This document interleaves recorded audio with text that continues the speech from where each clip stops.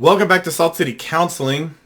I wanted to get a video recorded before I ran off to work today. I gotta head out as soon as I get this done. And this has kind of been on my mind just in terms of people wanting to raise kids with high self-esteem. And I know everybody hears bad things about the participation trophy culture. This well-intended approach to trying to give kids self-esteem through achievement that they haven't actually earned. Fake achievement is going to give kids high self-esteem. I don't think participation trophies are minted off anymore. Maybe they are, I don't know. But this does not actually create self-esteem in kids. It doesn't. And this kind of came to mind because I talked to someone last week who has a daughter, and she's very, very, very determined she wants her daughter to just grow up and just do everything and have everything and be everything when this particular mom is really, really struggling. And what I really tried to convey to this person was that if you're in shambles, if your life is in shambles, if you have deteriorated to the point where you're not functioning, or maybe that you really struggle, if you struggle with self-esteem, if you struggle with confidence, if you're unhealthy, if you struggle to manage your temper, if you struggle to manage your emotions, if you're angry, whatever the case may be, if you're too wrapped up in the judgment of others, if you're whatever, doing a number of unhealthy things, then there's a very good chance that your kids will not grow up to run miles past you. They're just not. You can't expect kids to be something that you're not. Kids don't do what you say, they do what you do. And if you want to raise your kids to be a champion, be a champion. Don't tell them be a champion, be a champion. It's like, I've seen these parents where they, here's an example. I want my kid to have everything, be everything, do everything. Just, be the president, be an astronaut, be a champion, be an Olympic gold medalist. But that parent has a job they hate, complains about the job they hate, is depressed, has poor health, is overweight, comes home from the job that they hate and camp out in front of the TV and stare at their phone for the rest of the night. Okay, your kids are not going to run off and be an astronaut if you're not an astronaut. They're going to do what you do, not do what you say.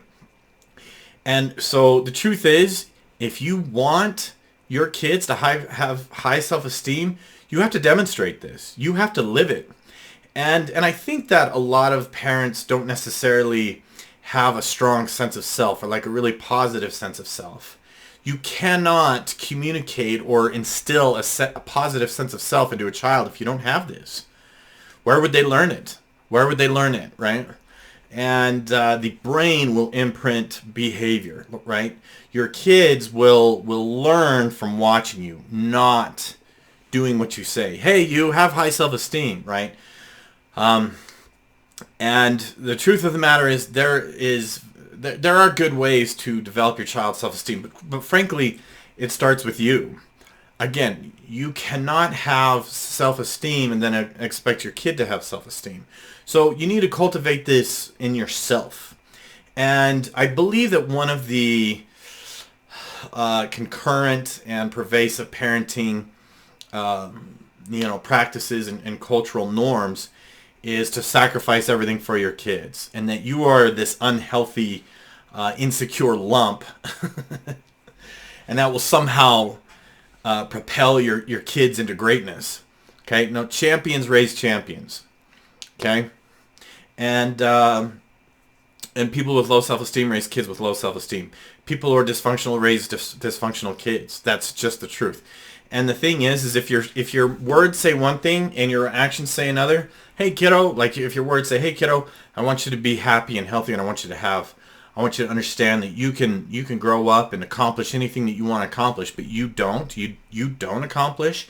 Your actions are such that you give up easily, or you limit yourself, or you foster this belief that you cannot, and that you live according to fear or worry or your limits. Your thoughts and your words are going to be incongruent. And kids pick up on hypocrisy, and they pick up on inauthenticity and people who are disingenuous, people who are fake. They hate a lot of kids, they abhor adults who are fake and disingenuous. And I really believe it's because they have to rely a lot more on their intuitiveness and their emotions because their analytical brain is still being developed, and so they rely on a lot of those, I don't know, primal instincts, for lack of a better term, and they pick up on that stuff. They are a sensitive radar. When you are incongruent, if you are not practicing what you preach, they're just going to blow you off. Your words will be meaningless. But if your words match your actions, then you will have power. Then you will be have a strong parenting stance. Okay, and I've talked about parenting myths in the past, but let's talk about what to do instead. And one of the parenting myths is that your kids will excel and exceed if we make life easy for them, if we remove the obstacles. Okay, kids aren't naturally they're not born with a big giant propeller on them, and it's not that they're not a spring. It's not like if you remove resistance, they'll just catapult. It's the opposite.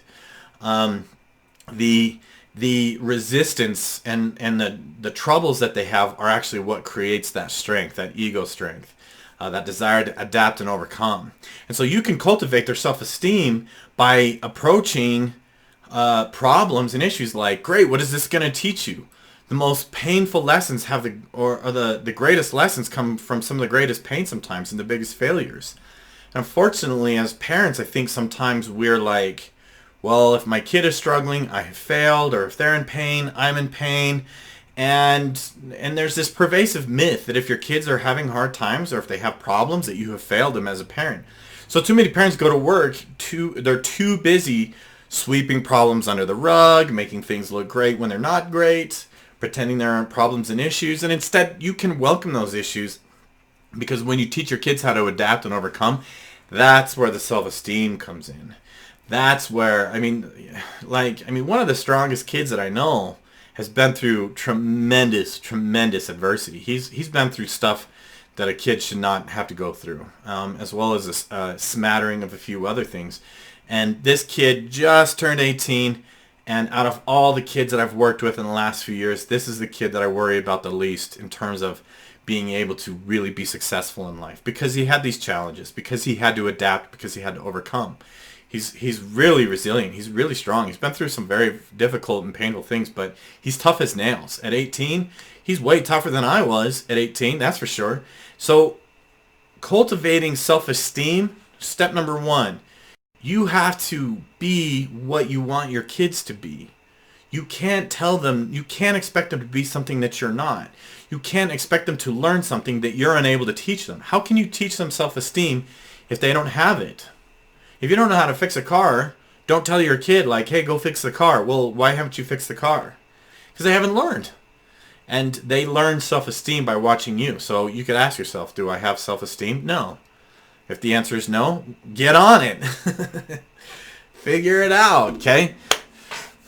And I'm trying to shift gears a little bit on this channel, where I want to cultivate positive growth instead of just talking about how sick our systems are and how screwed up our systems are, right?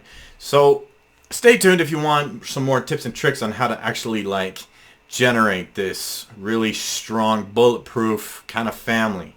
This resiliency family base, right? It's not about what you say or what you think or what you want to be true. It's what you actually are that makes a difference, okay?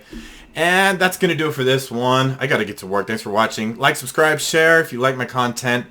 Hit the tip jar below, and we'll see you in the next one.